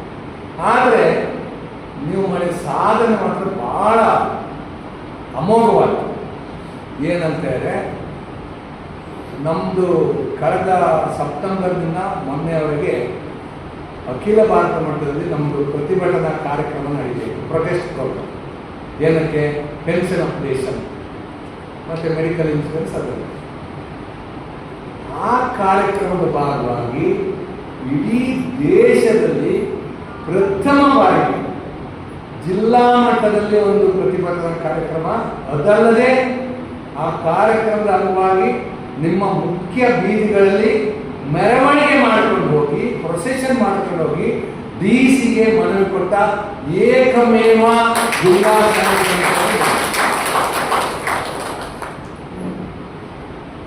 ಅದಕ್ಕೆ ನಾನು ನನ್ನ ಶುಭಾಶಯಗಳನ್ನು ಮತ್ತು ಅಭಿನಂದನೆಗಳನ್ನು ನಮ್ಮ ಸಂಘಟನೆಯ ಮುಂದಾಳರಾದ ಅಶೋಕ್, ಕಾಳೆ ಮತ್ತು ಎಲ್ಲರಿಗೂ ಸಲ್ಲಿಸಲಿಕ್ಕೆ ಬಹಳ ಹೆಮ್ಮೆ ಪಡ್ತಾ ಇದ್ದೇನೆ. ಅದು ಮಾತ್ರ ಅಲ್ಲ, ನನಗೆ ತಿಳಿದ ಹಾಗೆ AAPRFನ ಒಂದು ಸಂಘಟನೆ ಒಂದು ಪರಿಸರದ ಕಾಳಜಿಯಿಂದ ಹಸಿರೇ ಉಸಿರು ಎನ್ನುವುದನ್ನು ರಕ್ತಗತ ಮಾಡಿಕೊಂಡು ಕಾಡಿನ ನಾಶ ಏಕಮುಖವಾಗಿ ಅವಿರತವಾಗಿ ನಮ್ಮ ಊಹೆಗೂ ನಿಲುಕದಕ್ಕಿಂತ ಹೆಚ್ಚು ನಡೀತಾ ಇರುವ ಈ ಕಾಲದಲ್ಲಿ ಅದನ್ನು ಬಿಟ್ಟು ನಾವು ನಮ್ಮಿಂದ ಆದಷ್ಟು ಗಿಡ ಮರಗಳನ್ನು ನೆಟ್ಟು ನಮ್ಮ ಪರಿಸರವನ್ನು ಸ್ವಚ್ಛವಾಗಿ ಇಟ್ಕೊಳ್ಬೇಕು, ಹಸಿರಾಗಿ ಇಟ್ಕೊಳ್ಬೇಕೆಂಬ ಕಾರಣದಿಂದ ವನ ಮಹೋತ್ಸವವನ್ನು ಆಚರಿಸಿದ ಒಂದೇ ಒಂದು ಜಿಲ್ಲಾ ಸಂಘಟನೆ ಅಂತ ಹೇಳಿದ್ರೆ ವಿಜಯನಗರ. ನಿಮಗೆ ನನ್ನ ತುಂಬು ಹೃದಯದ ಪ್ರಶಂಸೆಗಳು ಮತ್ತು ಅಭಿನಂದನೆಗಳು. ಇದಿಷ್ಟು ನಾನು ನಿಮಗೆ ಸಲ್ಲಿಸಲಿಕ್ಕೆ ಬಯಸ್ತೇನೆ. ಈಗ ಎಷ್ಟೊಂದು 10 ನಿಮಿಷ ಆಯ್ತಾ? ಬಗ್ಗೆ ಮಾತಾಡಲಿಕ್ಕಿದೆ, ಮೆಡಿಕಲ್ ಇನ್ಶೂರೆನ್ಸ್ ಬಗ್ಗೆ ಮಾತಾಡಲಿಕ್ಕಿದೆ, ಕಮ್ಯುನಿಕೇಷನ್ ರಿಕವರಿ ಬಗ್ಗೆ ಮಾತಾಡಲಿಕ್ಕಿದೆ, IPF ನಮಗೆ ನೇರ ಮಾತುಕತೆ ಆಗಬೇಕೆನ್ನೋ ಬಗ್ಗೆ ಯಾಕಂದ್ರೆ ನಮ್ಮ ಲೇಡೀಸ್ ಎಲ್ಲ ಅವಾಗ ಹೇಳಿದ್ರು, ಪೆನ್ಷನ್ ಅಪ್ಲಿಕೇಶನ್ ನಾವು ಉಪವಾಸ ನಿರೀಕ್ಷಣೆ ಕೊಟ್ಕೊಳ್ಳುವ, ಎಲ್ಲಿಗೆ ಹೋಗುವ, ಉಪವಾಸ ಮಾಡುವ ಹತ್ರ ಅವರೆಲ್ಲ ನಮಗೆ ಹೇಳಿದ್ರು. ಅದ್ರ ಬಗ್ಗೆ ನಿಮ್ಮ ಸಲಹೆ ಸೂಚನೆಯನ್ನು ತಗೊಳ್ಳಿಕ್ಕಿದೆ, ನಮಗೆ ಅದ್ರ ಬಗ್ಗೆ ಮಾತಾಡಲಿಕ್ಕಿದೆ. IBA RTI ಆ್ಯಕ್ಟಿಗೆ ಯಾಕೆ ಬರುವುದಿಲ್ಲ ಎನ್ನುವುದರ ಬಗ್ಗೆ ಮಾತಾಡಲಿಕ್ಕಿದೆ. 8088 ಪಾಯಿಂಟ್ಸಲ್ಲಿ ನಮಗೆ DA ಕೊಡಬೇಕು ಅನ್ನೋದ್ರ ಬಗ್ಗೆ ಮಾತಾಡಲಿಕ್ಕಿದೆ. ಎಕ್ಸ್ಗ್ರೇಷಿಯಾ ರಿವ್ಯೂ ಆಗಿಲ್ಲ ಅನ್ನೋದನ್ನ ಅದರ ಬಗ್ಗೆ ಮಾತಾಡಲಿಕ್ಕಿದೆ. ಪ್ರೈವೇಟ್ ಬ್ಯಾಂಕ್ಸಲ್ಲಿ ಎಕ್ಸ್ಗ್ರೇಷಿಯಾ ಕೊಡೋದ್ರ ಬಗ್ಗೆ ಮಾತಾಡಲಿಕ್ಕಿದೆ. ಗ್ರ್ಯಾಚ್ಯುಟಿ ಬಗ್ಗೆ ಮಾತಾಡಲಿಕ್ಕಿದೆ. UFPR ಬಗ್ಗೆ ಮಾತಾಡಲಿಕ್ಕಿದೆ. ಮರ್ಜರ್ ಆಫ್ ಬ್ಯಾಂಕ್ಸ್ ಬಗ್ಗೆ ಮಾತಾಡಲಿಕ್ಕಿದೆ. ಆಮೇಲೆ ಗ್ರ್ಯಾಚ್ಯುಟಿಯ ಬೇರೆ ಬೇರೆ ವಿಷಯಗಳ ಬಗ್ಗೆ ಮಾತಾಡಲಿಕ್ಕಿದೆ. ಇದಲ್ಲದೆ ಹಿಸ್ಟ್ರಿ ಆಫ್ AAPRF ಬಗ್ಗೆ ಹೇಳಬೇಕಂದ್ರೆ ಇವರಿಗೆ ಹೇಳಿದ್ದಾರೆ. ಸೊ ನೀವು ಯಾವುದನ್ನು ಮಾತಾಡಬೇಕಂತ ಹೇಳಿದ್ರು ಅದ್ರ ಬಗ್ಗೆ ಮಾತಾಡ್ತೀನಿ. ನಾನು ಎಷ್ಟೊತ್ತು ಮಾತಾಡಲಿಕ್ಕೆ ತಯಾರಿದ್ದೇನೆ, ಆದರೆ ಇಲ್ಲಿ ಇವತ್ತು ಕಾಲ ಅವಕಾಶ ಇಲ್ಲ. ನಾನು ಪ್ರತಿ ಬಾರಿ ಬಂದವಾಗ ಅಶೋಕ್ ಹತ್ರ ಮತ್ತೆ ನಿಮ್ಮ ಹತ್ರ ಹೇಳ್ತಾ ಇದ್ದೇನೆ, ಒಂದು ದಿನ ನೀವು ಮಾತ್ರ ಕೊಟ್ಕೊಳ್ಳಲ್ಲ, ನಾವು ಎಲ್ಲ ಲೀಡರ್ಸನ್ನು ನಮ್ಮೊಟ್ಟಿಗೆ ಕೂಡಿಸ್ಕೊಳ್ಳ, ಯಾರಾದ್ರೂ ಒಬ್ಬರೇ ಮಾತಾಡೋಣ, 1-2 ಗಂಟೆ ನಾವು ಮಾತಾಡೋಣ, ನೀವು ಒಂದು 3 ಗಂಟೆ ಮಾತಾಡಿ ಅದ್ರ ಬಗ್ಗೆ ಪ್ರಶ್ನೆ ಸಂವಾದ. ಆವಾಗ ಇದನ್ನೆಲ್ಲ ನಾವು ಕವರ್ ಮಾಡಬಹುದು. 35-40 ನಿಮಿಷದಲ್ಲಿ ನಾವು ಬರೀ ಕನಸು ಮೇಲೊಬ್ಬರ ಹೌದು, ಯಾವುದೂ ನಿಮಗೆ ಹೇಳಲಿಕ್ಕೆ ಆಗೋದಿಲ್ಲ. ಆದರೆ ಒಂದು ಹೇಳ್ತೇನೆ, ನಾನೀಗ ನಾನು ಸಂಕ್ಷಿಪ್ತವಾಗಿ ಮಾತಾಡ್ತೀನಿ. ನಾನು ಮಾತಾಡಿದ ನಂತರ ನೀವು ನನಗೆ ಏನು ಪ್ರಶ್ನೆ ಬೇಕಾದರೂ ಕೊಡ್ಬೋದು. ನಾನೇನು ಸರ್ವಜ್ಞ ಅಲ್ಲ. ಕೆಲವು ವಿಷಯಗಳನ್ನು ನಿಮ್ಮಂಥವರಿಂದ ಕೇಳಿ ತಿಳ್ಕೊಂಡಿದ್ದೀನಿ, ಕೆಲವು ಓದಿ ತಿಳ್ಕೊಂಡಿದ್ದೀನಿ. ನನಗೆ ಗೊತ್ತಿರೋದು ನಿಮ್ಗೆ ಹೇಳ್ತೀನಿ, ನನಗೆ ಗೊತ್ತಿಲ್ಲದೆ ನಿಮಗೆ ಗೊತ್ತಿರೋದನ್ನು ನಿಮ್ಮಿಂದ ತಿಳ್ಕೊಳ್ತೀನಿ. ನಮಗಿಬ್ಬರಿಗೂ ಗೊತ್ತಿಲ್ಲ ಅಂತ ಹೇಳಿದ್ರೆ ನಾವು ಬೇರೆಯವರಿಂದ ಅದನ್ನು ತಿಳ್ಕೊಳ್ತೀವಿ. ಅದು ನನ್ನ ಮನೋಧರ್ಮ. ಆ ಹಿನ್ನೆಲೆಯಲ್ಲಿ ಈಗ ನೋಡಿ, AIPA ಹಿಸ್ಟ್ರಿ ಬಗ್ಗೆ ಹೇಳಬೇಕಂತಂದರೆ, ಇವತ್ತಿದು ನಮ್ಮ ದೇಶದ ನಿವೃತ್ತರ ಸಂಘಟನೆಗಳಲ್ಲಿ ಅತಿ ದೊಡ್ಡ ಬ್ಯಾಂಕ್ ನಿವೃತ್ತರ ಸಂಘಟನೆ ಅಂದರೆ AIPRF. ಇದರಲ್ಲಿ ಮೆಂಬರ್ಶಿಪ್ ಚೇರ್ಮನ್ ವಾಚ್ಮ್ಯಾನ್ ಅಂತ ಹೇಳಿ ಡಿಫರೆನ್ಸ್ ಇಲ್ಲ. ಚೇರ್ಮನ್ ಇಂದ ವಾಚ್ಮ್ಯಾನ್ ವರೆಗೆ ರಿಟೈರ್ ಆದ ಎಲ್ಲವೂ ನಮ್ಮ ಮೆಂಬರ್ಸ್. ಬೇರೆ ಬೇರೆ ಸಂಘಟನೆಗಳು ಬೇರೆ ಬೇರೆ ರೀತಿಯಲ್ಲಿ, ಕೆಲವರು ಬರೇ ಎಕ್ಸಿಕ್ಯೂಟಿವ್ಸ್ ಇದೆ, ಫಾರ್ ಎಕ್ಸಾಂಪಲ್ RUNC ಅವರು ಮೋಸ್ಟ್ಲಿ ಎಕ್ಸಿಕ್ಯೂಟಿವ್ಸ್ ಅದರಲ್ಲಿ ಇರ್ತಾರೆ. ಮತ್ತೆ ಕೆಲವು ಬರೇ ವರ್ಕ್ಮೆನ್, ಬರೀ ಕ್ಲರ್ಕ್ಸು ಮತ್ತು ಸಬ್ ಸ್ಟಾಫ್ ಮಾತ್ರ. ಇನ್ನು ಕೆಲವು ಬರೀ ಆಫೀಸರ್ಸ್. ನಮ್ದು ಹಾಗಲ್ಲ, ಚೇರ್ಮನ್ ಟು ವಾಚ್ಮ್ಯಾನ್. ರಿಟೈರ್ಮೆಂಟ್ ಆದ ನಂತರ ನಾವೆಲ್ಲರೂ ಚೆಸ್ ಆಡಿದ ನಂತರ ಚೆಸ್ ಬಾಕ್ಸ್ನಲ್ಲಿ ಹಾಕೋ ಪಾನ್ಸ್ನಾಗಿ ಎಲ್ಲ ಪಾನ್ಸು ಒಂದೇ ಬಾಕ್ಸ್ನಲ್ಲಿ ಹಾಕ್ತೇವೆ, ಒಟ್ಟಿಗೆ ಇರ್ತಾರೆ. ಮತ್ತೆ ಅದು ಪರ್ಮನೆಂಟ್ ಡೆಸಿಗ್ನೇಷನ್. ರಿಟೈರ್ಡ್ ಆಗೋದು ಸರ್ವಿಸ್ನಲ್ಲಿ ಇದ್ದಾಗ clerk, special assistant, officer, scale 1, scale 7, ED, chairman ಅದೆಲ್ಲ ಇದೆ. ರಿಟೈರ್ಡ್ ಆದ ನಂತರ ರಿಟೈರ್ಡ್ ಅಷ್ಟೇ, ಅದು ಲಾಸ್ಟ್ ಮತ್ತೆ ಪರ್ಮನೆಂಟ್, ಅದು ಮತ್ತೆ ಚೇಂಜ್ ಆಗುತ್ತೆ. ಆಮೇಲೆ ನಾವು 1994ರಲ್ಲಿ ನಮ್ಮದು ಸ್ಥಾಪನೆ ಆಯಿತು. 2014ರಲ್ಲಿ ನಮ್ಮದು ರಿಜಿಸ್ಟ್ರೇಷನ್ ಅಂದರೆ ಟ್ರೇಡ್ ಯೂನಿಯನ್ ಆ್ಯಕ್ಟ್ ಆಯಿತು. 2014. ಅಹಮದಾಬಾದ್ ನಮ್ಮದು ಫೌಂಡೇಶನ್ ಕಾನ್ಫರೆನ್ಸ್ ಆಗಿದೆ. 6ನೇ ಕಾನ್ಫರೆನ್ಸ್ మన ಬೆಂಗಳೂರಲ್ಲಿ ಅದ್ದೂರಿಯಾಗಿ ನಡೆಯಿತು. ಕಳೆದ ಫೆಬ್ರವರಿ 2023ರಲ್ಲಿ ನಮ್ಮ ದೇಶದಲ್ಲಿ ಯಾವುದೇ ಬ್ಯಾಂಕಿಂಗ್ ಸಂಘಟನೆಗಳು ಅಷ್ಟೊಂದು ಬೃಹತ್ತಾದ ಮತ್ತು ಅಷ್ಟೊಂದು ಅಚ್ಚುಕಟ್ಟಾಗಿ ನೆರವೇರಿದ, ಅಷ್ಟೊಂದು ಏನು ಹೇಳಬೇಕು, ಚಾರಿತ್ರಿಕವಾದ ಒಂದು ಸಮಾವೇಶವನ್ನು ಯಾರು ನಡೆಸಿಲ್ಲ. ನಮ್ಮ ಬೆಂಗಳೂರಿನ ಟಿವಿಲಿದ್ದವರು ಇವರೆಲ್ಲರೂ ಅದರಲ್ಲಿ ಈ ಜಯರಾಮನ್, ನವೀನು, ಮಲ್ಲಿಕಾರ್ಜುನು, ಭಟ್ರು, ಸುಹಾಸು, ಅಜಯ್ ಮತ್ತೆ ನೀವೆಲ್ಲರೂ ಅದರಲ್ಲಿ ಓಡಾಡಿದ ಅಷ್ಟಿಷ್ಟಲ್ಲ, ಹಗಲು ರಾತ್ರಿ ಓಡಾಡಿ ಎಲ್ಲರೂ ಅದನ್ನು ಸಕ್ಸಸ್ಫುಲ್ ಮಾಡಿದ್ದೀರಿ. ನಾನು ಈಗಲೂ ಕೂಡ ಅದನ್ನು ನೆನೆಸ್ಕೊಳ್ತೇನೆ. It was a wonderful team work.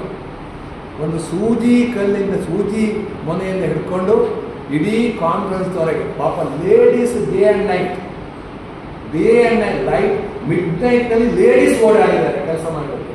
City ಮಾರ್ಕೆಟಿಗೆ ಓಡೋದು, ಬಸ್ ಸ್ಟ್ಯಾಂಡಿಗೆ ಓಡೋದು, ತರಕಾರಿ ತರಲಿಕ್ಕೆ ಓಡೋದು, ಅಡುಗೆ ಮನೆ ಬೇಕಾಸ, ಇದೆಲ್ಲ ಹೆಂಗಸರುಗಳೆಲ್ಲ ಸೇರಿಕೊಂಡು ಅದ್ಭುತವಾಗಿ ಕೆಲಸ ಮಾಡಿದ್ದಾರೆ. ಅಂಥ ಕಾನ್ಫರೆನ್ಸ್ ವರ್ಷ ಇನ್ನು ಮುಂದೆ ಯಾರು ಮಾಡ್ತಾರೆ ಹೇಳಲಿಕ್ಕೆ ಸಾಧ್ಯ. ಬಟ್ ಹಿಂದೆಂದೂ ಅಂಥದ್ದಾಗಿಲ್ಲ. ಅದು ನಮ್ಮ ಒಂದು ಹೆಗ್ಗಡೆ. ಇವತ್ತು AIBRFನಲ್ಲಿ ಪಬ್ಲಿಕ್ ಸೆಕ್ಟರ್ ಬ್ಯಾಂಕಿನಲ್ಲಿ 25 ಸಂಘಟನೆಗಳಿದ್ದಾವೆ, ಪ್ರೈವೇಟ್ ಇದು 12 ಸಂಘಟನೆ ಇದ್ದಾವೆ, ಫಾರಿನ್ ಇದು 2 ಇದ್ದಾವೆ, RRB 2 ಇದ್ದಾವೆ. ಒಟ್ಟಿಗೆ 41 ಸಂಘಟನೆಗಳು ನಮ್ಮ ಎಫಿಲಿಯೇಟ್ಸ್ ಆಗಿರ್ತವೆ. ಬ್ಯಾಂಕಿಂಗ್ ರಿಟೈರೀಸ್ನ ಚಟುವಟಿಕಾ ರಂಗದಲ್ಲಿ 3 ಪ್ರಮುಖ ಸಂಸ್ಥೆಗಳಿದ್ದಾವೆ. ಅದರಲ್ಲಿ ಅತಿ ದೊಡ್ಡದು AIBRF, ಸುಮಾರು ನಾವು 3 ಲಕ್ಷ ಜನ ಇದ್ದೀವಿ. ನೆಕ್ಸ್ಟ್ ಇರೋದು ಸ್ಟೇಟ್ ಬ್ಯಾಂಕ್ ಆಫ್ ಇಂಡಿಯಾದು, ಅವರು ಸುಮಾರು 2.5 ಲಕ್ಷ ಜನ ಇದ್ದಾರೆ. ಆಮೇಲೆ IPARC ಅಂತ ಹೇಳಿದ್ದಾರೆ, ಐಮೋಕ್ನವರು ಮೋಸ್ಟ್ ಆಫೀಸರ್ಸ್, ಅವರು ಸುಮಾರು 1.25 ಲಕ್ಷ ಇದ್ದಾರೆ. ಒಟ್ಟಿಗೆ ನಾವು ಸುಮಾರು 7.5 to 8 ಲಕ್ಷ ಜನ ಇದ್ದೀವಿ. ಅದರಲ್ಲಿ ಹೈಯೆಸ್ಟ್ ಇರೋದು ನಾವು ಇವರೆಲ್ಲವನ್ನು ಒಟ್ಟು ಮಾಡಬೇಕಂತ ಪ್ರಯತ್ನ ಮಾಡ್ತಾ ಇದ್ದೇವೆ. ಇಲ್ಲಿವರೆಗೆ ಅದು ಆಗಿಲ್ಲ, ಆ ಪ್ರಯತ್ನ ನಡೀತಾ ಇದೆ. ಇದು ಸಂಕ್ಷಿಪ್ತದಲ್ಲಿ, ಸೂಕ್ಷ್ಮದಲ್ಲಿ ನಮ್ಮ ಚರಿತ್ರೆ. ಅದ್ರ ಬಗ್ಗೆ ನಾವು ಪ್ರಶ್ನೆ ಇದ್ರೆ ಮಾಡ್ತೀವಿ. ಪೆನ್ಷನ್ ಬ್ಯಾಂಕಿಂಗ್ ಇಂಡಸ್ಟ್ರಿಯಲ್ಲಿ ಫಸ್ಟ್ ಬರೆದಿದ್ದು ವರ್ಷ ಅದು 1921ನೇ ಇಸ್ವಿಯಲ್ಲಿ. ಅದು ಇಂಪೀರಿಯಲ್ ಬ್ಯಾಂಕ್ ಆಫ್ ಇಂಡಿಯಾದಲ್ಲಿ ಬಂದಿತ್ತು. ಆದರೆ ನಮಗೆ ಅದು ಬಂದಿಲ್ಲ. 1921ರಲ್ಲಿ ಇಂಪೀರಿಯಲ್ ಬ್ಯಾಂಕ್ ಆಯಿತು. 1986ರಲ್ಲಿ ರಿಸರ್ವ್ ಬ್ಯಾಂಕ್ ಪೆನ್ಷನ್.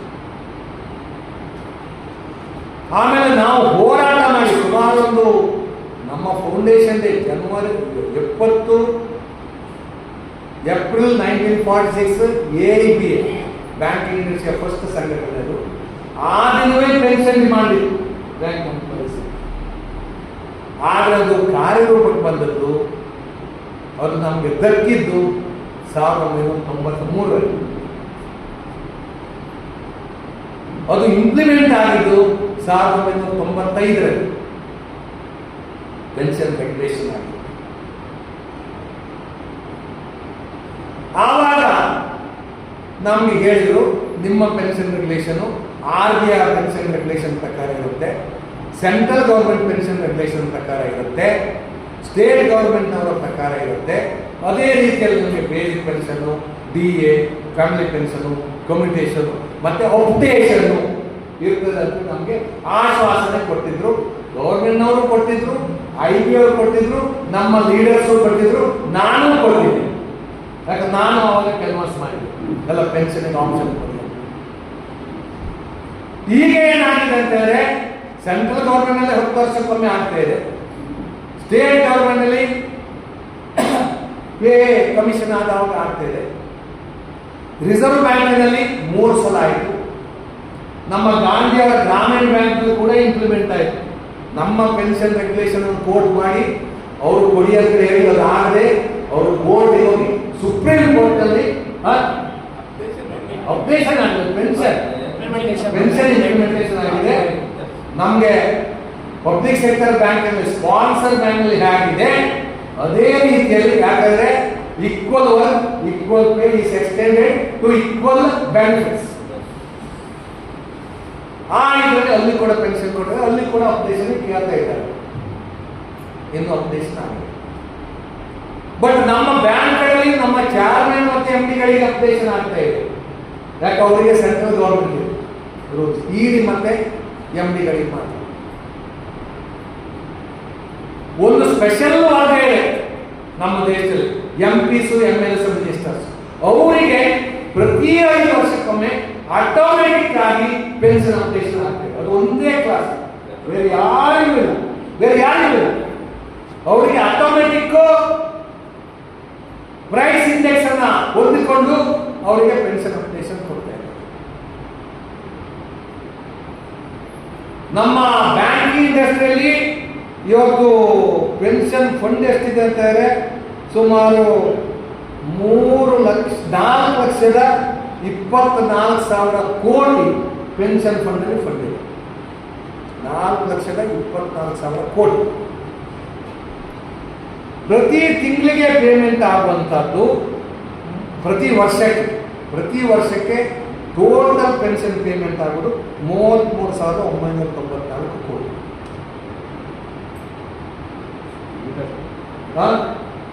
ಇಂಟ್ರೆಸ್ಟ್ ಆದರೆ ಪೆನ್ಷನ್ ಫಂಡ್ನಲ್ಲಿ ಬಂದಿದ್ರಲ್ಲಿ ಇಂಟ್ರೆಸ್ಟ್ ಕೊಡಬೇಕು. ಆ ಪೆನ್ಷನ್ ಫಂಡಿನ ಬಗ್ಗೆ ನಾನು ಹೋಗಿಲ್ಲ, ಅದು ದೊಡ್ಡ ಕಾಂಟ್ರವರ್ಸಿಯಲ್ ಸಬ್ಜೆಕ್ಟು.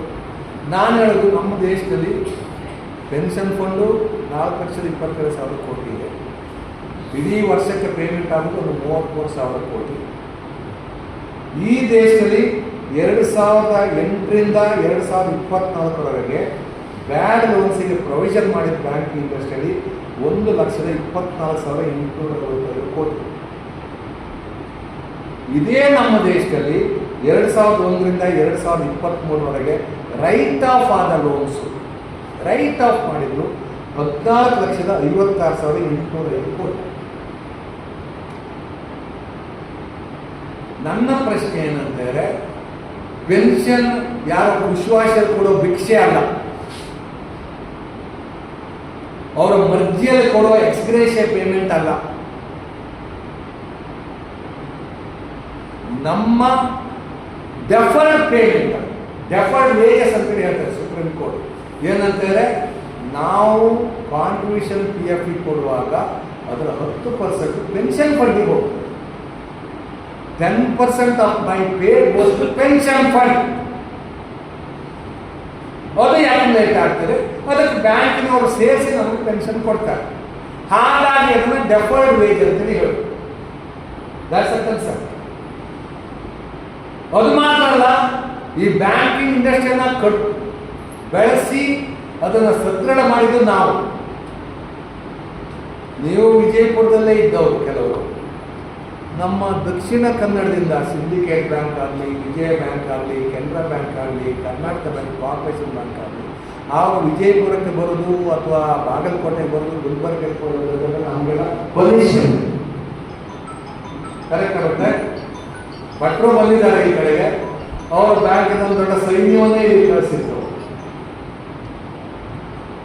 ಏನು ರೊಟೇಷನಲ್ ಟ್ರಾನ್ಸ್ಫರ್, ಅದಕ್ಕೆ ನಿಮ್ಮಲ್ಲಿ ಏನು ಹೆಸರು ಕೊಟ್ಟರು, ಡಿಪ್ಲಾಯ್ಮೆಂಟ್ ಅಂತ ಹೇಳಿ. ಅವರಿಗೆಲ್ಲ ಪನಿಷ್ಮೆಂಟು ಅಂತ ಹೇಳಿ. ಆವಾಗ ಇಲ್ಲಿ ಬೇಸಿಕ್ ನೆಸೆಸಿಟೀಸು ಕೆಲವು ಕಡೆ ಇದೆ. ನಾ ಕೆಲವು ದಿಗ್ಗಿ ಅಂತ ಬ್ಯಾಂಕಿಗೆ ಹೋಗಿದ್ದೆ, ಗೊತ್ತಾಯ್ತಲ್ಲ, ಅಲ್ಲೆಲ್ಲ ಕುಡಿಲಿಕ್ಕೆ ನೀರು ಪಾಪ ಬೆಳಿಗ್ಗೆ ಡಬ್ಬದಲ್ಲಿ ತಂದಿಟ್ಕೊಳ್ಬೇಕು. ಟಾಯ್ಲೆಟ್ ಕೇಳಲಿಕ್ಕಿಲ್ಲ, ಹೋಟೆಲ್ ಕೇಳಲಿಕ್ಕಿಲ್ಲ, ಬಸ್ಸಿಗೆ 8-10 ಕಿಲೋಮೀಟರ್ ನಾವು ಸೈಕಲಲ್ಲಿ ಅದು ನಡ್ಕೊಂಡು ಹೋಗ್ಬೇಕು. ನಮ್ಮ ಕರ್ನಾಟಕದಿಂದ ಅಸ್ಸಾಮಿಗೆ ಹೋಗಿದ್ದಾರೆ, ನಾಗಾಲ್ಯಾಂಡ್ಗೆ ಹೋಗಿದ್ದಾರೆ, ಜಮ್ಮು ಕಾಶ್ಮೀರದಲ್ಲಿ ಹೋಗಿ ಗುಡ್ಡಿಗೆ ಎದ್ದು ಸತ್ತಿದ್ದಾರೆ. ಸಂಬಳ ಇದ್ದದ್ದು ಆವಾಗ 120 ರೂಪಾಯಿ. ಕರೆಕ್ಟಾಗಿ ಕೆಲವರು ಸೀನಿಯರ್ಸಿಗೆಲ್ಲ ಗೊತ್ತು. ಪರ್ಮನೆಂಟ್ ಜಾಬ್ ಅಂತ ಹೇಳಿರಲಿಲ್ಲ. ನನಗೆ ಖುಷಿಯಾಗಿ ಕಂಟಿನ್ಯೂ ಮಾಡ್ತಾ ಇರಲಿಲ್ಲ, ನೆಕ್ಸ್ಟ್ ನೀನು ನಾಳೆಯಿಂದ ಬರಬೇಡ ಅಷ್ಟೇ, ಮುಗೀತು. ಕರೆಕ್ಟಾಗಿ ಕಾರ್ಯವೇ ಆ ಪರಿಸ್ಥಿತಿ ಸುವಾಸಲ್ಲ. ಆ ಪರಿಸ್ಥಿತಿನೇ ಈ ಬ್ಯಾಂಕ್ ಅನ್ನು ಕಟ್ಕೊಂಡು ಬಂದಿದ್ದೇವೆ. ನಮ್ಮ ಬೆಸ್ಟ್ ಆಫ್ ನಮ್ಮ ಹೆಲ್ತ್ ಅನ್ನ ಈ ಇಂಡಸ್ಟ್ರಿಗೆ ಕೊಟ್ಟಿದ್ದೀವಿ. ಶಿಸ್ತಿನಿಂದ ನಿಯತ್ತಿನಿಂದ ದುಡಿದಿದ್ದೇವೆ. ನಮಗೆ ಈ ವಯಸ್ಸಿನಲ್ಲಿ ಕೊಡೋದಿಲ್ಲ ಅಂತ ಹೇಳೋದು ಶುದ್ಧ ಅನ್ಯಾಯ. ಅದು ಒಪ್ಲಿಕ್ಕೆ ಸಾಧ್ಯ ಇಲ್ಲ. ಅದು ನಮಗೆ ಸಿಗಬೇಕು ಅಂತ ನಾವು ಮಾಡ್ತಿದ್ದೇವೆ. ಅದೇ ರೀತಿಯಲ್ಲಿ ಮೆಡಿಕಲ್ ಇನ್ಶೂರೆನ್ಸ್ ನಾವು ಹೇಳೋದೇನು, ನಮಗೆ ಎಲ್ಲ ಈ ವಯಸ್ಸಲ್ಲಿದ್ದೇವೆ, 70, 75, 80 ವರ್ಷ ಇದ್ದೇವೆ. ಈ ವಯಸ್ಸಲ್ಲಿ ಮೆಡಿಕಲ್ ಇನ್ಶೂರೆನ್ಸ್ ಬೇಕು, ನಮಗೆ ಮೆಡಿಕಲ್ ಫೆಸಿಲಿಟೀಸ್ ಬೇಕು. ಅಟ್ಲೀಸ್ಟ್ ಒಂದು 2 ಲಕ್ಷ 3 ಲಕ್ಷ ಬ್ಯಾಂಕಿನವ್ರು ಕೊಡಿ. ಈ ಕೋಟಿ ಗಟ್ಟಲೆ ಎಷ್ಟು 14 ಲಕ್ಷದ 56,000 ಕೋಟಿಯನ್ನು ರೈಟ್ ಆಫ್ ಮಾಡಿದ್ದೀರಿ. 1,26,000 ಕೋಟಿಯನ್ನ ಪ್ರೊವಿಷನ್ ಮಾಡಿ ಗುಳುಂ ಮಾಡಿದ್ದೀರಿ. ನಮಗೆ ಇನ್ಶೂರೆನ್ಸ್ ಎಷ್ಟು ಬೇಕಾಗುತ್ತೆ? ಒಂದು ಟೋಟಲ್ 7,000 ಕೋಟಿ ಬೇಕಾಗುತ್ತೆ ಇಡೀ ವರ್ಷ. ಎಲ್ಲ ರಿಟೈರ್ಸ್ ಬೇಕಾಗುತ್ತೆ. ಬ್ಯಾಂಕ್ ಏನು ಮುಳುಗಿ ಹೋಗೋದಿಲ್ಲ. ಕೊಡಿ ಅಂತ ಹೇಳಿ ಕೊಡ್ತಾ ಇದೆ.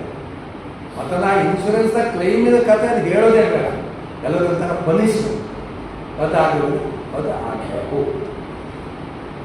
ಆಮೇಲೆ ಇನ್ನೊಂದು ಅನ್ಯಾಯ ಆಗ್ತಾ ಇರೋದು, ನಮ್ಮ ಸ್ಪೆಷಲ್ ಅಲವೆನ್ಸ್ ಈಗ ಪೆನ್ಷನ್ ತಗೊಳ್ತಾ ಇಲ್ಲ. ನಮ್ದು ಪೆನ್ಷನ್ ರೆಗ್ಯುಲೇಷನ್ ಇರೋದು ಏನು? 50% of the last from basic pay and all components treated as basic pay should be our basic pension. 10 ಬೈಪಾರ್ಟ್ ಹಾಗೆ ಮಾಡಿ 10 ಬೈಪಾರ್ಟ್ ನಂತರ 2 ಕಾಂಪೋನೆಂಟ್ ಮಾಡಿದ್ರು ನಮ್ಮ ಪೇಯಲ್ಲಿ. ಒಂದು ಪೇ ಸ್ಲಿಪ್,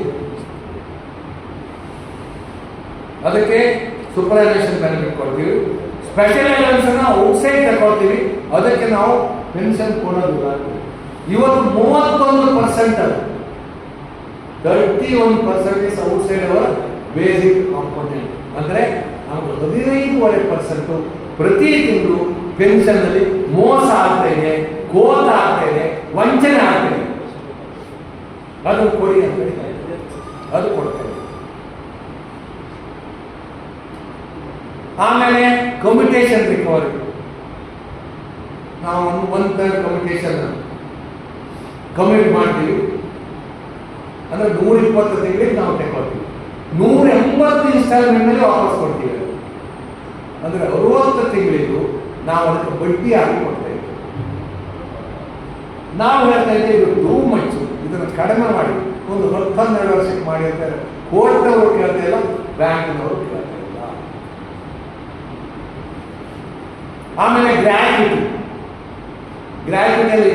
ಯಾಕೆ ಹೇಳ್ತಾರೆ? ಬೇಸಿಕ್ ಪೇ ಮತ್ತೆ DA ಮೇಲೆ ಗ್ರ್ಯಾಚ್ಯುಟಿ ಕೊಡಬೇಕು.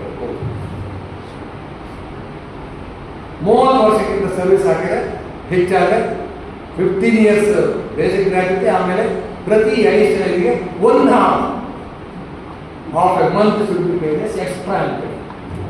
ಅದನ್ನು ಬರೇ ಹಾಫ್ ಕೊಡ್ತಾ ಇದ್ದಾರೆ.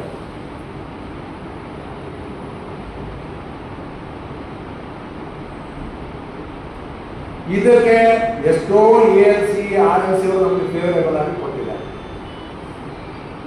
ಬಟ್ IBO ಇಂಪ್ಲಿಮೆಂಟ್ ಮಾಡ್ತಿಲ್ಲ, ಗೌರ್ಮೆಂಟ್ ಅವರು ಇಂಪ್ಲಿಮೆಂಟ್ ಮಾಡ್ತಾ ಇಲ್ಲ. ಇಂಪ್ಲಿಮೆಂಟ್ ಮಾಡೋದು ಸಾಧ್ಯತೆ ಕಡಿಮೆ. ಇದೆಲ್ಲ ಆಯಿತು. ಪೆನ್ಷನ್ ಅಪ್ಡೇಷನ್ ಲಾಸ್ಟ್ ಬೈಪಾರ್ಟ್ ಅಲ್ಲಿ IBO ಅವರು ಹೇಳಿದ್ರು, ನಿಮ್ದು ಕೇಸ್ ಎಲ್ಲ ಸುಪ್ರೀಂ ಕೋರ್ಟ್ ಪೆಂಡಿಂಗ್ ಇದೆ, ನಿಮ್ಗೆ ಅಪ್ಡೇಷನ್ ಬಗ್ಗೆ ಮಾತಾಡಲಿಕ್ಕೆ ಆಗುದಿಲ್ಲ ಅಂತ ಹೇಳಿದ್ರು. ನಮ್ಮ ದುರಾದೃಷ್ಟ and unfortunately and surprisingly, shockingly and unbelievably ನಮ್ಮ UFನವರು ಕೂಡ ಅದನ್ನು ಒಪ್ಕೊಂಡು ಖಂಡಿತ ಒಪ್ಕೊಳ್ಬಾರ್ದು. ಯಾಕಂತಂದ್ರೆ ಯಾವುದೇ ಸಿವಿಲ್ ಸೂಟ್ ಪೆಂಡಿಂಗ್ ಇದ್ದಾವಾಗ ಅದನ್ನು ಔಟ್ಸೈಡ್ ಕೋರ್ಟ್ ಸೆಟ್ಲ್ ಮಾಡಿ ಅಂತೇಳಿ ಯಾವ ಕೋರ್ಟು ಹೇಳೋದಿಲ್ಲ. Only criminal case involving moral turpitude ಇದ್ರೆ ಔಟ್ಸೈಡ್ ಕೋರ್ಟ್ ಸೆಟ್ಲ್ ಮಾಡಲಿಕ್ಕೆ ಆಗೋದಿಲ್ಲ. ಅವ್ರು ಹೇಳಿದ್ರು, ಇವ್ರು ಒಪ್ಕೊಂಡ್ರು. MC ಸಿಂಗ್ನ ಕೇಸ್ ನಡೀತಾನೆ ಇದೆ. ಯಾವಾಗ ಜಡ್ಜ್ಮೆಂಟ್ ಬರ್ತದೆ ಗೊತ್ತಿಲ್ಲ, ಬಂದ್ರೆ ಏನಾಗ್ತದೆ ಅಂತ ಹೇಳಿ ಗೊತ್ತಿಲ್ಲ. ಈಗ ಒಪ್ಕೊಂಡು ಇವ್ರು ಏನ್ ಹೇಳಿದ್ರು, ನಾವು ನಿಮಗೆ ಒಂದು ಎಕ್ಸ್ಗ್ರೇಷಿಯಾ ಪೇಮೆಂಟ್ ಕೊಡ್ತೀವಿ. ಅದು ನೆಕ್ಸ್ಟ್ ಈ ಬೈಪಾರ್ಟ್ಮೆಂಟ್ ಗ್ರೇಡಿಗೆ 22 31 ಅಕ್ಟೋಬರ್ 22 ಎಷ್ಟಿತ್ತು ಅಷ್ಟು ಫಸ್ಟ್ ಎಕ್ಸ್ಗ್ರೇಷಿಯಾ ಪೇಮೆಂಟ್ ಕೊಡುವಾಗ ಹೇಳಿದ್ರು, ಪ್ರತಿ ಏಪ್ರಿಲ್ ನಲ್ಲಿ ರಿವ್ಯೂ ಮಾಡ್ತೀವಿ. ಇಲ್ಲಿವರೆಗೆ ಮಾಡಿ ನಮಗ್ ಕಾಣ್ತಾ ಇಲ್ಲ. UFP ಅವರು ರಿವ್ಯೂ ಮಾಡಿ ಅಂತೇಳಿ ಸರ್ಕಾರ ಹಾಕ್ತಾ ಇದ್ದಾರೆ. ಮೊನ್ನೆ IB ಅವರು ಒಂದು ಲೆಕ್ಕ ಕೊಟ್ಟಿದ್ದಾರೆ ಸೆಂಟ್ರಲ್ ಲೇಬರ್ ಕಮಿಷನರ್ಗೆ, ನಾವು 24 ಮತ್ತು 25ಕ್ಕೆ ರಿವ್ಯೂ ಮಾಡಿ ಆಗಿದೆ. ಅಲ್ಲ, ಯಾರು ಸುಳ್ಳು ಹೇಳ್ತಾ ಇದ್ದಾರೆ ಗೊತ್ತಿಲ್ಲ. ಅವರಿಂದ ರೈಟಿಂಗ್ ಕೊಟ್ಟಿದ್ದಾರೆ ಸೆಂಟ್ರಲ್ ಲೇಬರ್ ಕಮಿಷನರ್. ಒಂದು ಯೂನಿಯನ್ ಅವರಿಗೆ ಒಂದು ಡಿಸ್ಪ್ಯೂಟ್ ಮಾಡಿದ್ರು, ವಿ ಬ್ಯಾಂಕರ್ಸ್ ಫೋರಂ ಅಂತ ಹೇಳಿ. ಅದಕ್ಕೆ ರಿಪ್ಲೈ ಇಂದ ರೈಟಿಂಗ್ ಅಫಿಡವಿಟ್ ಕೊಟ್ಟಿದ್ದಾರೆ IB ಅವರು ರಿವ್ಯೂ ಮಾಡಿ ಆಗಿದೆ ಅಂತ. ಇನ್ನೊಂದು ರಿವ್ಯೂ ಮಾಡಬೇಕಂತ ಒಂದು ಸೆಟ್ಲ್ಮೆಂಟ್ ಇದೆ. IBS A union of all the banks, ಅಂದ್ರೆ ರೆಸ್ಪಾನ್ಸಿಬಲ್ ಆಗಿರ್ಬೇಕು, ಜವಾಬ್ದಾರಿಯಿಂದ ಇರಬೇಕು. ಅವರು ರಿವ್ಯೂ ಮಾಡಿಲ್ಲ ಅಂತ ನಮ್ಗೆ ಅನಿಸ್ತಾ ಇದೆ. ಒಂದು ಸೆಟ್ಲ್ಮೆಂಟ್ ಅನ್ನ ರಿವ್ಯೂ ಮಾಡಿರುವ ಸ್ಟೇಜಿಗೆ ಬಂದ್ರೆ ಅವ್ರು ಎಂತ ಮೋಸಗಾರ ಇರ್ಬೇಕು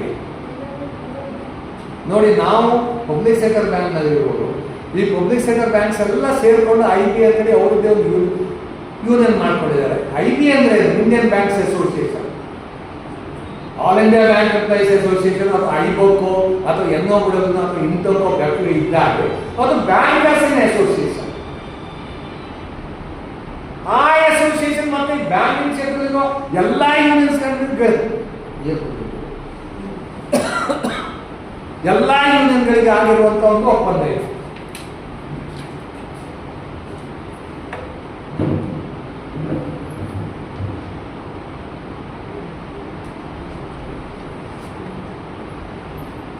ಈ ಬ್ಯಾಂಕ್ ಪಬ್ಲಿಕ್ ಸೆಕ್ಟರ್ ಬ್ಯಾಂಕ್ ಅಂತ ಹೇಳಿದ್ರೆ we are the instrument of state ಅಂತ ಹೇಳಿ ಸುಪ್ರೀಂ ಕೋರ್ಟ್ ಹೇಳಿದೆ. And we are an extended wing of government. They are instruments of the state and they are expected to be model employers. ಇದು ಈ ದೇಶದಲ್ಲಿ ಒಂದು ನಂಬಿಕೆ. ಆ ಮಾಡೆಲ್ ಎಂಪ್ಲಾಯರ್ ಆಗಬೇಕಾದವರು ಇವತ್ತು ಚೀಟಿಂಗ್ ಎಂಪ್ಲಾಯರ್ ಆಗಿದ್ದಾರೆ. ಅದು ಇವತ್ತಿನ ದುರಂತ. ಇದು ದುರಂತ. ಈ ದುರಂತದ ಇನ್ನೊಂದು ಮುಖ ಏನಂತ ಹೇಳಿದ್ರೆ, ಇಂಡಿಯನ್ ಬ್ಯಾಂಕ್ಸ್ ಅಸೋಸಿಯೇಷನ್ ನಮ್ಮ ಹತ್ರ ವೇಜ್ ಮಾಡ್ತಾರೆ. ಗೌರ್ಮೆಂಟಿನ ಎಲ್ಲಾ ಕೆಲಸವನ್ನು ಬ್ಯಾಂಕರ್ಸ್ ಪರವಾಗಿ ಅವರು ಮಾಡ್ತಾರೆ. ಬ್ಯಾಂಕಿನವರಿಗೆ ಸೆಟಲ್ಮೆಂಟ್ ಬಗ್ಗೆ ಕ್ಲಾರಿಫಿಕೇಶನ್ ಕೊಡ್ತಾರೆ. ಅದು ಮಾಡಿ ಇದು ಮಾಡಿ, ಟ್ರಾನ್ಸ್ಪೋರ್ಟ್ ಆಪರೇಟರ್ಸ್ ಲಿಸ್ಟ್ ಮಾಡಿ, ಆ ಲಿಸ್ಟ್ ಮಾಡಿ, ಈ ಲಿಸ್ಟ್ ಮಾಡಿ ಅಂತ ಹೇಳಿ ಅವರು ಗೈಡೆನ್ಸ್ ಕೊಡ್ತಾರೆ. ಆದ್ರೆ RTI ಆಕ್ಟ್ ನಾನು ತಗೊಂಡೋಗಿ ನೀವು ಇದ್ರ ಪ್ರಕಾರ ನಮ್ಗೆ ಉತ್ತರ ಕೊಡಿ ಅಂತ ಹೇಳಿದ್ರೆ, ಇಲ್ಲ, ನಾವು ಅನ್ರಿಜಿಸ್ಟರ್ಡ್ ಅಸೋಸಿಯೇಷನ್, ನಮ್ಗೆ ಎಕ್ಸಿಸ್ಟೆನ್ಸೇ ಇಲ್ಲ, ನಾವು ಬರೀ ಈ ಬ್ಯಾಂಕಿನವರ ಏಜೆಂಟ್ಸ್ ಆಗಿ ಕೆಲಸ ಮಾಡುವರು, ನಮ್ಗೆ ಈ ಯಾವುದೇ ಕಾನೂನು ಲಗಾವಾಗುವುದಿಲ್ಲ ಅಂತ ಹೇಳಿ ಅವರು ಕೋರ್ಟಿನ ಮುಂದೆ ಅಫಿಡವಿಟ್ ಕೊಟ್ಟು ಪ್ರಮಾಣ ಮಾಡಿ ಹೇಳ್ತಾ ಇದ್ದಾರೆ.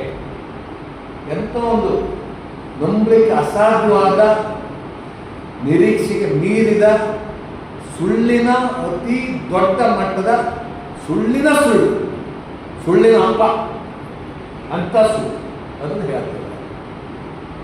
ಇದಕ್ಕೆ ಪಾಪ ಅವರು ಇಟಾ ಬೋಸು, ಇನ್ನೊಬ್ರು RK ಜೈನ್ ಅಂತ ಹೇಳಿ ಸೆಂಟ್ರಲ್ ಇನ್ಫಾರ್ಮೇಶನ್ ಕಮಿಷನ್ ಕೇಸ್ ಹಾಕಿದ್ರು. ಕೇಸ್ ಹಾಕಿ central information full bench judgement 2017 November 13ಕ್ಕೆ ಜಡ್ಮೆಂಟ್ ಕೊಟ್ಟು IBA should be treated as a public authority. They are covered under RTI Act ಅವ್ರು ಇಮಿಡಿಯೇಟ್ಲಿ ಪಬ್ಲಿಕ್ ಇನ್ಫಾರ್ಮೇಶನ್ ಆಫೀಸರ್ನ ಅಪಾಯಿಂಟ್ ಮಾಡಬೇಕು.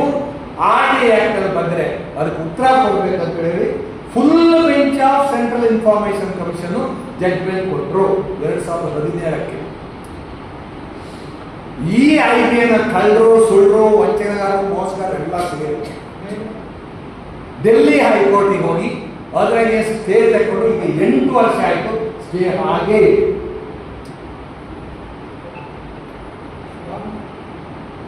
ಆಮೇಲೆ ನಾವು ನಮ್ಮ ಇಶ್ಯೂಸ್ ನೋಡಿ, ಮೆಡಿಕಲ್ ಇನ್ಶೂರೆನ್ಸ್ ಇದು ಪ್ರೀಮಿಯಂ ನಾವು ಕೊಡೋದು, ಅದರ ಫೆಸಿಲಿಟಿ ನಮಗೆ ಸಿಗುವಂತ, ಪೆನ್ಷನ್ ಅಪ್ಡೇಷನ್ ನಮಗೆ ಸಂಬಂಧಪಟ್ಟಿರುವಂತ, ಎಕ್ಸ್ಗ್ರೇಷಿಯಾ ನಮಗೆ ಸಂಬಂಧಪಟ್ಟಿರುವಂತ, ಸ್ಪೆಷಲ್ ಅಲವೆನ್ಸ್ ಮೇಲೆ ಪೆನ್ಷನ್ ಕೊಡಬೇಕಾದ್ರೆ ನಮಗೆ ಸೇರಿರುವಂತ, ಇದು ನಮ್ಮಲ್ಲಿ ನೀವು ಮಾತಾಡಿ, ನೀವು ನಾವು ಹೇಳಿದ್ರು ಒಪ್ಕೊಳ್ಳೋದು ಬೇಡ. ನಮ್ಮ ವ್ಯೂಸ್ ಏನಂತೇಳಿ ಕೇಳಿ. ನಮ್ಮ ದೇಶದಲ್ಲಿ ಅತಿ ದೊಡ್ಡ ರಿಟರ್ನ್ ಕಾನ್ಸ್ಟಿಟ್ಯೂಷನ್ ಪ್ರಪಂಚದಲ್ಲಿರೋದು ನಮ್ಮ ದೇಶ. ಕರೆಕ್ಟ್ ಗಾಂಧಿ ಅವರೇ? Longest return constitution is in India. Longest. Highest amendment ಆದರೂ ನಮ್ದು ಅದು ಬೇರೆ ವಿಷಯ. ಆ ಕಾನ್ಸ್ಟಿಟ್ಯೂಷನ್ ಒಂದು ಆರ್ಟಿಕಲ್ 19 ಅಂತ ಹೇಳಿದೆ. ಆ ಆರ್ಟಿಕಲ್ 19 ಈ ದೇಶದ ಪ್ರಜೆಗಳಿಗೆ ಏನೇನು ಸ್ವಾತಂತ್ರ್ಯ ಇದೆ ಅಂತ ಹೇಳಿ ಒಂದು ಲಿಸ್ಟ್ ಮಾಡ್ತಾರೆ. ಆ ಲಿಸ್ಟಲ್ಲಿ ಪ್ರಮುಖವಾದ ಒಂದು ವಾಕ್ ಸ್ವಾತಂತ್ರ್ಯ ಮತ್ತು ಇನ್ನೊಂದು ನಮ್ಮ ಸಂಘಟನೆಗೆ ನಾವು ಯಾವುದೋ ಒಂದು ನ್ಯಾಯಯುತವಾದ ಸಂಘಟನೆಯನ್ನು ಮಾಡಬಹುದು. ಕೋಆಪರೇಟಿವ್ ಬ್ಯಾಂಕ್ ಮಾಡಬಹುದು, ವೆಲ್ಫೇರ್ ಅಸೋಸಿಯೇಷನ್ ಮಾಡಬಹುದು, ಲೇಡೀಸ್ ಅಸೋಸಿಯೇಷನ್ ಮಾಡಬಹುದು, ಟ್ರೇಡ್ ಯೂನಿಯನ್ ಮಾಡಬಹುದು, ಬೇರೆ ಬೇರೆ ಸಂಘಟನೆ ಯಾವುದು NGO ಮಾಡಬಹುದು. ಇದು ನಮಗೆ ಕಾನ್ಸ್ಟಿಟ್ಯೂಷನ್ಲಿ ಈ ದೇಶದ ಪ್ರತಿ ಪ್ರಜೆಗೆ ಮೂಲಭೂತವಾಗಿ ಸಿಕ್ಕಿರುವ ದತ್ತವಾಗಿರುವ ಒಂದು ಮೂಲಭೂತ ಅಧಿಕಾರ, ಮೂಲಭೂತ ಹಕ್ಕು, ಫಂಡಮೆಂಟಲ್ ರೈಟ್ ಅಂತ ಹೇಳಿ. ಯಾವುದೇ ವ್ಯಕ್ತಿ ಮತ್ತೆ ಆ ಸಮೂಹ ಒಂದು ಸಂಘಟನೆ ಮಾಡಿಕೊಂಡಾದ ನಂತರ ಅವರ ಅಹವಾಲನ್ನು ಕೇಳುವಂತಹದ್ದು ಈ ದೇಶದ ಎಲ್ಲ ಒಂದು ಅಧಿಕಾರಿಗಳ ಮತ್ತೆ ಸರ್ಕಾರದ ಅಂಗಸಂಸ್ಥೆಗಳ ಒಂದು ಆದ್ಯ ಕರ್ತವ್ಯ ಅಂತ ಹೇಳಿ ಸುಪ್ರೀಂ ಕೋರ್ಟ್ನವರು ರಿಪೀಟೆಡ್ ಆಗಿ ಹೇಳಿದ್ದಾರೆ. ಆದರೆ ನಮ್ಮ IB ಅವರು ಮಾತ್ರ ನಿಮಗೆ ಕಾಂಟ್ರಾಕ್ಚುಯಲ್ ಅಬ್ಲಿಗೇಷನ್ ಇಲ್ಲ, ನೀವು ಯಾರಂತ ಹೇಳಿ ನಮಗೆ ಗೊತ್ತಿಲ್ಲ, ನಾವು ನಿಮ್ಮ ಹತ್ರ ಮಾತಾಡೋದಿಲ್ಲ ಅಂತ ಹೇಳಿ ನಮ್ಮನ್ನ ಹೊರಗೆ ಇಟ್ಟಿದ್ದಾರೆ.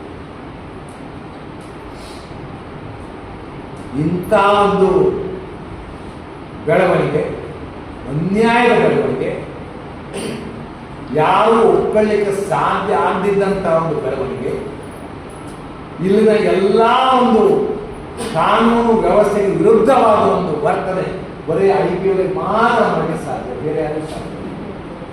ಅದನ್ನ ಕೇಳಿಕೊಂಡು ನಮ್ಮ UFನವರು ಕೂಡ ಸುಮ್ಮನಿದ್ದಾರೆ. ಅದು ನಮಗೆ ಬಹಳ ಬೇಸರ ಆಗುವಂತ ಸಂಗತಿ. ನಾವು IB ಅವರಿಗೆ ಹೇಳ್ತಾ ಇದ್ವಿ, ನಮ್ಮನ್ನು ಕರೀರಿ, ನಮ್ಮ ಹತ್ರ ಮಾತಾಡಿ, ಕೇಳಲಿಲ್ಲ. ಈಗ ನಾವೇನ್ ಮಾಡಿದ್ವಿ, ಬೆಂಗಳೂರು ಕಾನ್ಫರೆನ್ಸ್ ಅಲ್ಲಿ ಒಂದು ಡಿಸಿಷನ್ ಮಾಡಿದ್ದೇವೆ. ನಮ್ಮ ಅಗೇನ್ಸ್ಟ್ ಇದೆಲ್ಲ ಅನ್ಯಾಯ ಆಗ್ತದೆ, ಪೆನ್ಷನ್ ಅಪ್ಡೇಷನ್ ಆಗಿಲ್ಲ, ಸ್ಪೆಷಲ್ ಅಲವೆನ್ಸ್ಗೆ ಪೆನ್ಷನ್ ಕೊಡ್ತಾ ಇಲ್ಲ, ಮೆಡಿಕಲ್ ಇನ್ಶೂರೆನ್ಸ್ ಕೊಡ್ತಾ ಇಲ್ಲ, ಕಮ್ಯುನಿಕೇಷನ್ ರಿಕವರಿ ಹೆಚ್ಚು ಮಾಡ್ತಾ ಇದ್ದಾರೆ, ಗ್ರಾಚ್ಯುಟಿ ಇಂಪ್ರೂವ್ಮೆಂಟ್ ಮಾಡಿಲ್ಲ, ಮತ್ತೆ ಇದೆಲ್ಲ ಡಿಮಾಂಡ್ಸ್ನ ಇಟ್ಕೊಂಡು ನೀವು ನಮ್ಮನ್ನು ಕರಿಬೇಕು ಅಂತೇಳಿ ಹೇಳಿದ್ದೀವಿ. ಅವ್ರು ಕರೀತಿಲ್ಲ. ಅವ್ರು ಹೋದವ್ರು ಏನು ಹೇಳಿದ್ರು, ನಿಮ್ಮಲ್ಲಿ ಬೇರೆ ಬೇರೆ ಸಂಘಟನೆಗಳಿದ್ದಾವೆ, ಯಾರ ಹತ್ರ ಎಲ್ಲ ನಾವು ಮಾತಾಡೋದು, ನೀವಲ್ಲಿ ಒಟ್ಟಾಗಿ ಬಂದು ಮಾತಾಡಿ ಅಂತ ಹೇಳಿದ್ರು. ನಾವು ಏನು ಹೇಳೋರು, ಬೆಂಗಳೂರು ಕಾನ್ಫರೆನ್ಸ್ ಒಂದು ಡಿಸಿಷನ್ ತಗೊಂಡಿದ್ದೇವೆ, ನಾವೆಲ್ಲರೂ ಒಟ್ಟು ಮಾಡೋಣ. ಆ ನಿಟ್ಟಿನಲ್ಲಿ ನಾವು ಪ್ರಯತ್ನ ಮಾಡ್ತಾ ಇದ್ದೇವೆ. ಈಗ ಕೆಲವು ಸಣ್ಣ ಪುಟ್ಟ ಸಂಘಟನೆಗಳು ಬಂದಿದ್ದಾವೆ. ಸ್ಟೇಟ್ ಬ್ಯಾಂಕ್ ಆಫ್ ಇಂಡಿಯಾದು ಮತ್ತೆ IPAC ನಮಗೆ ಬಂದಿಲ್ಲ. ಅವ್ರು ಬಂದ್ರೆ ಬಹುಶಃ ಕೆಲವು ಸಮಸ್ಯೆಗಳು ಪರಿಹಾರ ಆಗ್ಬೋದು ಅಂತ ನಾವು ಅಂದ್ಕೊಂಡಿದ್ದೀವಿ. ಆ ನಿಟ್ಟಿನಲ್ಲಿ ಪ್ರಯತ್ನ ಮಾಡ್ತಾ ಇದ್ದೀವಿ. ನಿಮ್ಗೆಲ್ಲ ಸ್ಟೇಟ್ ಬ್ಯಾಂಕ್ನವ್ರ ಪರಿಚಯ ಇದ್ರೆ, IPAC ಪರಿಚಯ ಇದ್ರೆ ಅವ್ರಿಗೆ ದಯವಿಟ್ಟು ಹೇಳಿ, ಹೇಗೆ ಎಲ್ಲರೂ ಸೇರಿಸಿ ಪ್ರಯತ್ನ ಮಾಡ್ತಾ ಇದ್ದಾರೆ. ನನ್ನ ಹೆಸರನ್ನ ಹೇಳಿದ್ರು, ತೊಂದರೆ ಇಲ್ಲ. ನಾವೆಲ್ಲರೂ ಒಗ್ಗಟ್ಟಾಗಿ ಹೋರಾಟ ಮಾಡಿದ್ರೆ ಇದಕ್ಕೊಂದು ಪರಿಹಾರ ಸಿಗುವ ಚಾನ್ಸ್ ಇದೆ, ನೀವು ಬನ್ನಿ ಅಂತ ಹೇಳಿ. ಅದು ಆಗೋದಂತ ನಾವೇನು ಮಾಡ್ಬೋದು UFBR ಅಂತ ಮಾಡ್ಬೋದು, AEBRF ಮತ್ತೆ ಕೆಲವರು ಸಣ್ಣ ಪುಟ್ಟ ಸಂಘಟನೆಗಳು ಒಟ್ಟಿಗಿದ್ದಾವೆ, ಅದು ಇನ್ನೂ ದೊಡ್ಡ ಮಾಡಲಿಕ್ಕೆ ಪ್ರಯತ್ನ ಮಾಡ್ತಾ ಇದ್ದೀವಿ. ಈ ರೀತಿ ಒಂದು ಕಡೆ ಹೋರಾಟ ಆಗ್ತದೆ. ನಾವು AEBRFನಲ್ಲಿ ಒಂದು 10 ವರ್ಷದಿಂದ ಪೆನ್ಷನ್ ಅಪ್ಲಿಕೇಶನ್ ಯಾರಿಗೂ ಗೊತ್ತಿಲ್ಲ. AEBRFನಲ್ಲಿ ಇಡೀ ದೇಶಾದ್ಯಂತ ಡೆಮಾನ್ಸ್ಟ್ರೇಷನ್, ಪ್ರೈಮ್ ಮಿನಿಸ್ಟರ್ಗೆ ಮೆಮೊರಾಂಡಮ್, ಒಂದು 270 MPಸಿಗೆ ಮೆಮೊರಾಂಡಮ್, ಎಲ್ಲ MPಸಿಗೆ by email memorandum. President of ಇಂಡಿಯಾವನ್ನು ಹೋಗಿ ಮೀಟ್ ಆಯ್ತು ನಾವು, ನಾನೇ ಹೋಗಿದ್ದೆ. ಒಂದು 3 ಗಂಟೆ ಅವರು ಒಳ್ಳೆ ಚಂದದ ಕಾಫಿ, ಫಸ್ಟ್ ಕ್ಲಾಸ್ ಘಮ ಘಮ, ಅವರ ಪ್ರೆಸಿಡೆಂಟ್ಸ್ ಪ್ಯಾಲೇಸ್ನಲ್ಲಿ ಒಳ್ಳೆ ಕಾಫಿ ಜ್ಯೂಸು ಎಲ್ಲ ಸಿಲ್ವರ್ ಪ್ಲೇಟು. ಪಾಪ ಅವರು ಒಂದು family pension, president of India Draupadi Murmu ಈ ಶಾಸ್ತ್ರವೇ family pension for bank of India. ಅವರು ಬಹಳ ಆಶ್ಚರ್ಯ ತೋರಿಸೋದು,